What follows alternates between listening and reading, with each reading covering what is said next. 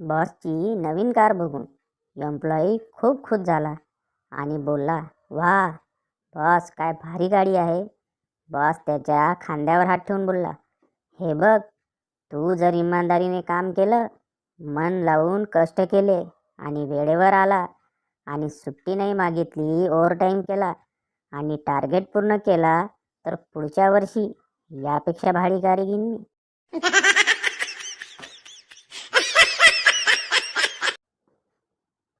भारतात नोकर भरती एवढ्या लेट होत आहे की आज वाचलेलं करंट अफेअर परीक्षा होईपर्यंत आधुनिक भारताचा इतिहास बनते.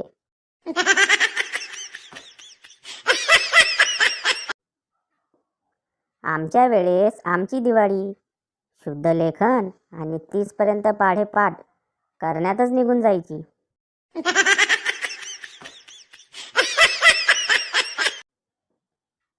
जज, अच्छा, तो इस आदमी ने तुम्हें कौन कौन सी गालियाँ दी? आदमी, जज साहब, वो सब गालियाँ शरीफों के सामने देने लायक नहीं.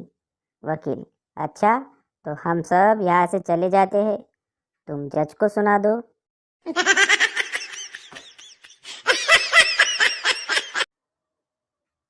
एक बाई चप्पलच्या दुकानात जाऊन 2 तास वेगवेगळ्या चप्पला ट्राय करत होती. शेवटी कशी बशी तिला एक चप्पल पसंत पडली. बाईंनी दुकानदाराला विचारले, "हिची किंमत किती आहे?" दुकानदार, "बाई, ही चप्पल अशीच घेऊन जा." बाई, "का बरं?" दुकानदार, "बाई, ह्या तुम्ही घालून आलेल्या चपला आहेत."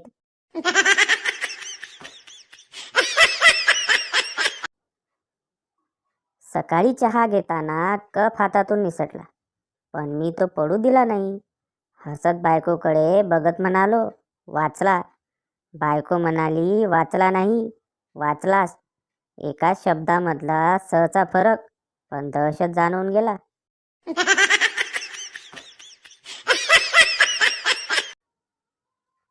एकदा एका पुजाऱ्याला जुलाब सुरू झाले.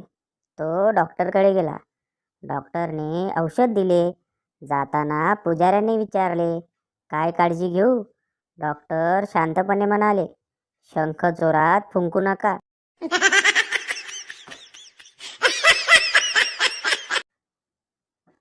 गण्या, "आई, मला लहान बहीण पाहिजे." आई, "तुझे बाबा दुबईला गेले आहेत, ते आल्यावर आपण आणू." गण्या, "आई, आपण बाबांना सरप्राईज द्यायचं का?" आई, "शांत बस नालायक, आधीच तू एक सरप्राईज आहेस."